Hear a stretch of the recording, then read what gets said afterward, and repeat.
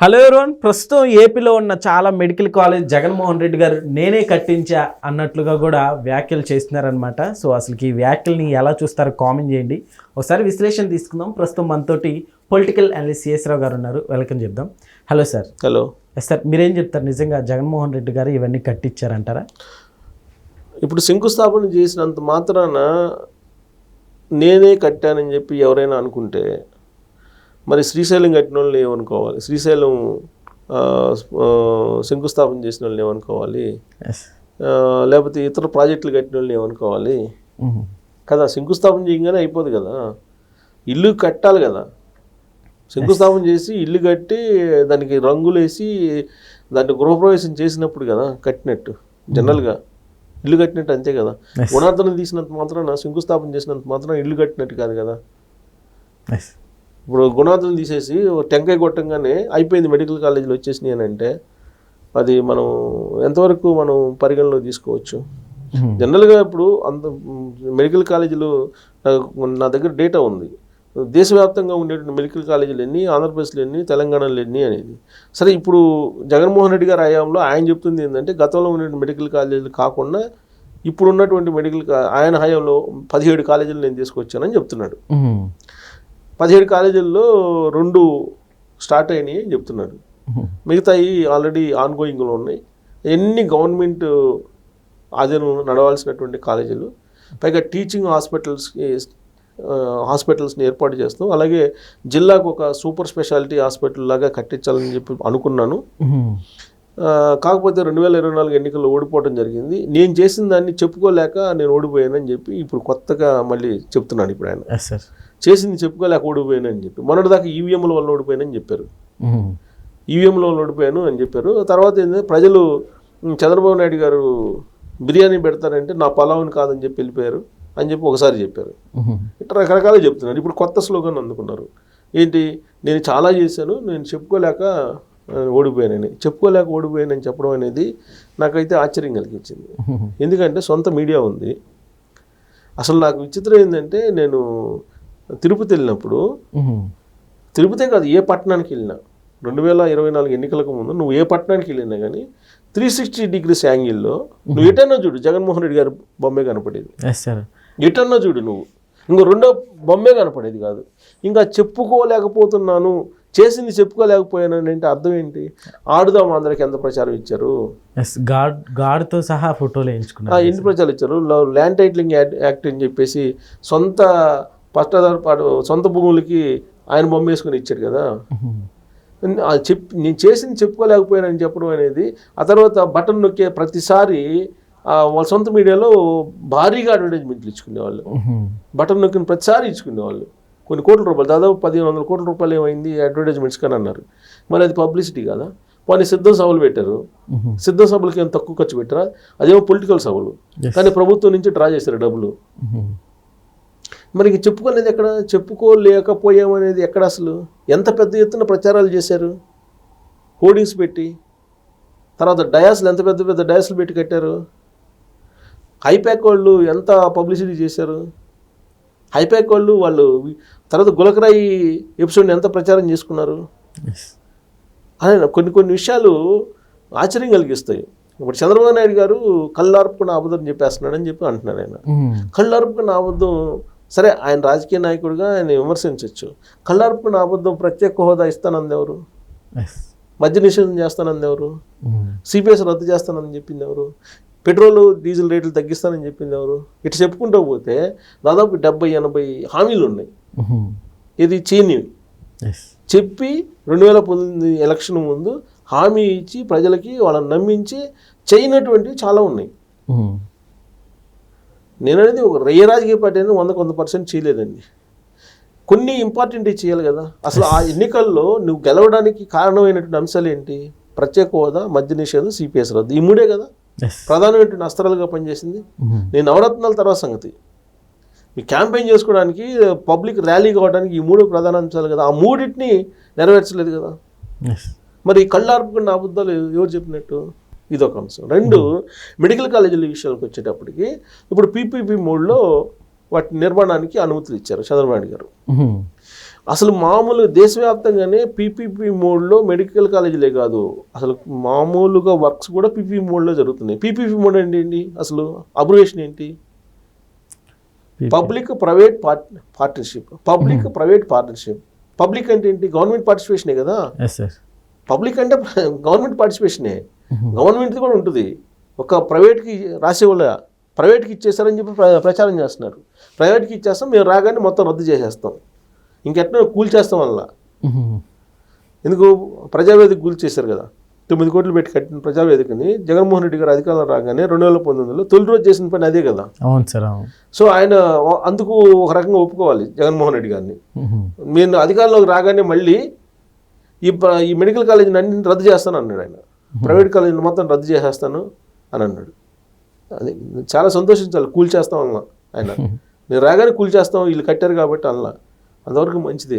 టెండర్లో ఎవరు పార్టిసిపేట్ చేయొద్దని వార్నింగ్ ఇచ్చారు. మీరు ఎవరైనా టెండర్లో పార్టిసిపేట్ చేస్తే నేను వచ్చిన తర్వాత వాటిని నేను రద్దు చేస్తానని చెప్పాడు ఆయన. సో ఆ విధంగా వార్నింగ్ ఇస్తే ఎవరైనా వస్తారా కట్టడానికి? పోనీ ప్రైవేటు ఇప్పుడు గవర్నమెంట్ పట్టడానికి గవర్నమెంట్ దగ్గర నిధులు ఉన్నాయా? ఇన్ని కాలేజీలు కట్టాలి, ఇన్ఫ్రాస్ట్రక్చర్ కావాలి, ఇన్ని కాలేజీలు కట్టాలి, ఇన్ని ఇన్ఫ్రాస్ట్రక్చర్ కట్టాలి, నిర్వహణ చెయ్యాలి అని అంటే గవర్నమెంట్ దగ్గర అంత శక్తి ఉందా? లేకనే కదా అమరావతి అప్పులు తీసుకొస్తుంది ప్రపంచ బ్యాంక్ నుంచి, ఏషియన్ డెవలప్మెంట్ బ్యాంక్ నుంచి, రకరకాల రుణ సంస్థల నుంచి ఫండ్స్ ఎందుకు సేకరిస్తున్నారు? గవర్నమెంట్ దగ్గర లేకలే కదా. ఇప్పుడు భారత ప్రభుత్వం ఏం చేస్తుంది? భారత ప్రభుత్వం అదే చేస్తుంది కదా. ఇప్పుడు రైల్వే వర్క్స్ కానీ లేదంటే ఓడరేవులు కానీ ఇవన్నీ పీపీపీ మోడే కదా. సో పీపీపీ మోడ్ అంటే పబ్లిక్ కూడా ఉంటుంది. అంటే పబ్లిక్ మీన్స్ గవర్నమెంట్ కూడా ఉంటుంది, గవర్నమెంట్ పార్టిసిపేషన్ కూడా ఉంటుంది దాంట్లో. ఇప్పుడు జనరల్గా మెడికల్ కాలేజీల్లో ఏమవుతుందంటే, నేను చెప్పేది డేటా ప్రకారం చెప్తున్నాను, తెలుగు రాష్ట్రాల్లో ఉండేటువంటి లేదంటే భారతదేశంలో ఉండేటువంటి మెడికల్ కాలేజీల్లో దాదాపుగా 70% మెడికల్ కాలేజీల్లో ఇన్ఫ్రాస్ట్రక్చర్ ఉండదు, ప్రొఫెసర్స్ ఉండరు, టీచింగ్ హాస్పిటల్స్ ఉండవు, ఏమీ ఉండవు. ఎలా ఉంటుందంటే, ఎవరైనా విజిట్కి వస్తారు ఎంసీఐ వాళ్ళు, మెడికల్ కౌన్సిల్ ఆఫ్ ఇండియా వాళ్ళు విజిట్కి వచ్చినప్పుడు వీళ్ళు ఏం చేస్తారంటే కూలికి తీసుకొస్తారు బస్సుల్లో రోగుల్ని, అప్పటికప్పుడు ఏర్పాట్లు చేస్తారు. ఇవన్నీ మనం చూసాం. So minimum infrastructure, professors, labs, hospital ఇవి లేకుండా హాస్పిటల్స్ పర్మిషన్ ఎలా వస్తుంది? అవన్నీ కావాలంటే ఫండింగ్ కావాలి కదా, నిర్వహణ చేయాలి కదా. సో అందుకే ఇవన్నీ ఆలోచించి పీపీపీ మోడ్లోకి వెళ్ళిపోయారు. పీపీపీ మోడ్లో ఇవన్నీ కన్స్ట్రక్షన్ చేయడానికి ఇప్పుడు గవర్నమెంట్ సిద్ధమైంది. దాన్ని ప్రైవేటైజ్ చేశాడు, ప్రైవేట్కి అమ్మేశాడు, డైరెక్ట్గా అమ్మేశారు. అసలు ప్రైవేట్ వాళ్ళకి ఇచ్చేశారు, వాళ్ళకి ఇచ్చేసుకున్నాడు అని చెప్పి ఇది ఒక ప్రచారం చేస్తున్నారు మెడికల్ కాలేజీకి సంబంధించి. మెడికల్ కాలేజీల్లో నీకు ఎలా ఉంటుందంటే A category, B category, C category అని ఉంటుంది. ఏ కేటగిరీలో అన్ని కాలేజీల్లో, ప్రైవేట్ కాలేజీల్లో కూడా ఏ కేటగిరీలో సీట్లు ర్యాంకును బట్టి ఇస్తాయి. అదే కదా ఇప్పుడు పూర్తిగా ఇప్పుడు పీపీపీ మోడ్లు ఇచ్చేటువంటి మెడికల్ కాలేజీలో కూడా అదే జరుగుతుంది.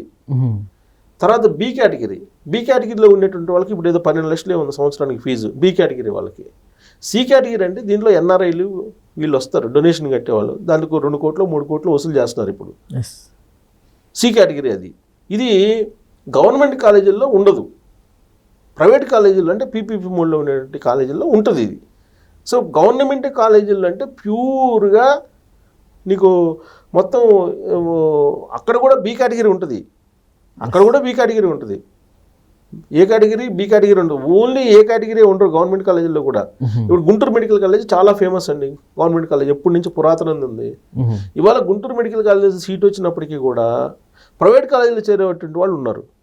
వెళ్ళి ఇక్కడ సీట్ కాదని అక్కడికి పోయి చేరే వాళ్ళు ఉన్నారు. ఎందుకు? ఇన్ఫ్రాస్ట్రక్చర్, ప్రొఫెసర్స్ ఇప్పుడు లేరు అక్కడ.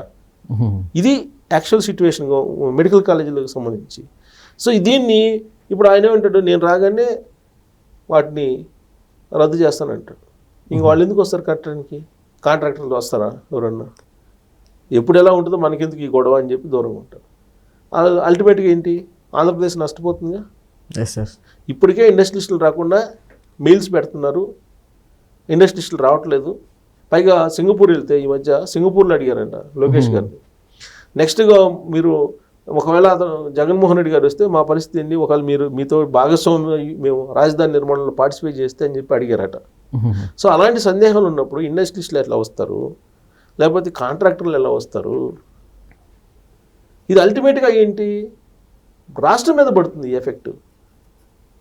మీరు రాజకీయ పార్టీలుగా మీరు ఏదన్నా విమర్శించుకోవచ్చు, లేదంటే ఏదైనా చేసుకోవచ్చు. బట్ పాలసీ మ్యాటర్స్ మీద ఈ విధమైనటువంటి స్టేట్మెంట్స్ చేస్తే అల్టిమేట్గా రాష్ట్రానికి నష్టం కదా, ఆంధ్రప్రదేశ్ సమాజానికి నష్టం కదా. సో ఇప్పుడు మొన్న కేటీఆర్ గారు, రేవంత్ రెడ్డి గారు ఒక ప్రాజెక్ట్ తీసుకొస్తారంటే కోఆపరేట్ చేశాడు కదా ఇక్కడ. సో అలాగే తమిళనాడులో ప్రతిపక్షం అధికార పక్షం రాష్ట్రం దృష్టి ఆలోచిస్తాయి. కానీ ఆంధ్రప్రదేశ్లో ప్రభుత్వం చేస్తున్నానంటే మీరు రావద్దు, కాంట్రాక్టులకు మీరు రావద్దు, ఇండస్ట్రీస్కి మీరు రావద్దు అని చెప్పేసి వార్నింగ్లు ఇస్తుంటే మేము వస్తే నరికేస్తాం, చంపుతాం, రప్ప అని చెప్పి ఇంకొక వైపు ప్రచారం. గుంటూరు అవతల ఉన్నటువంటి వాళ్ళని నరికేస్తాం, యువతలు ఉన్నట్టు లోపల పెడతామని ఒక అతను అంటాడు.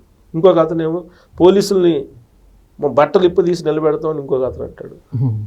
మరి ఇలాంటి పరిస్థితుల్లో వస్తే నరుగుతాం, కూల్చేస్తాం, రద్దు చేస్తాం, ఇలాంటి భాషతోటి రాష్ట్రాన్ని ఏం చేయాలనుకుంటున్నారు. ఒకటి, ఈ 15 నెలల్లో కనీసం ఒక ప్రతిపక్షం లేకపోయినప్పుడు, హోదా లేకపోయినప్పటికీ 11 మంది ఎమ్మెల్యేలతో నిర్మాణాత్మకమైనటువంటి పాత్ర పోషించారా?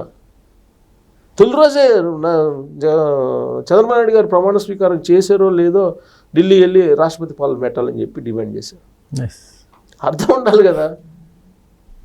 కాబట్టి విమర్శించడం కాదు, ప్రతిపక్షం బలంగా ఉండాలి, ప్రభుత్వాన్ని నిలదీయాలి, నిర్మాణాత్మక పాత్ర పోషించాలి, విధానపరమైన అంశాల్లో ప్రజా వ్యతిరేకంగా ఏమైనా వ్యవహరిస్తే ఖచ్చితంగా నిలదీయాలి.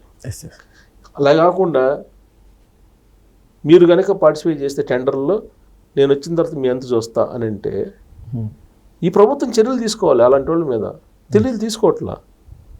ఏమన్నా కానీ ఇప్పుడు చంద్రబాబు నాయుడు గారు ఏడన్నా దూకి సావండి అన్నాడు చంద్రబాబు నాయుడు గారిని. ఎలా అంటారు ఆ మాట? ఏడన్నా దూకి సావు అని అంటున్నాడు, బాయిలో దూకి సావు అని. ఏదో అది ఒక బాధ్యతాయుతమైనటువంటి రాజకీయ నాయకుడు చేసేటువంటి కామెంట్స్ అయినా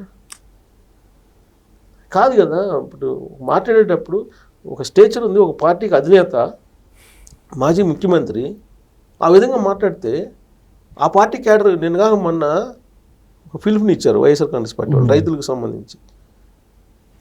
అసలు ఎవరు రాలేదు, క్యాడరే రాలా. అక్కడక్కడ ఏదో కొన్ని జరిగినాయి కానీ ఎందుకు రావట్లేదు అంటే ఆ నాయకుడు యొక్క నిర్ణయాల్ని ఆ పార్టీలో ఉండేటువంటి వాళ్ళు పూర్తి స్థాయిలో కోఆపరేట్ చేయట్లా, పూర్తి స్థాయిలో ఆహ్వానం వాళ్ళు తీసుకోవట్లా. కారణం ఏంటి? సక్రమంగా లేదు, సరైన విధంగా లేవని. సో ఇప్పటికైనా సరే ఆ రాష్ట్రం దృష్టి ఆలోచించాలి. పర్సనల్గా మీకు ఉంటే 100 ఉండొచ్చు, కానీ రాష్ట్రం దెబ్బతినకుండా, రాష్ట్రానికి నష్టం జరగకుండా మీరు రాజకీయాలు చేయాలి. అంతే తప్ప రాష్ట్రాన్ని నష్టపరుస్తాం, రాష్ట్రానికి ఎవరు రాకుండా చేస్తాం, నేను ఉంటేనే రావాలి, నేను లేకపోతే రాకూడదు ఎవరు అనే ఒక ఆలోచన ఏదైతే ఉందో ఇది మంచిది కాదు. Okay sir, thank you.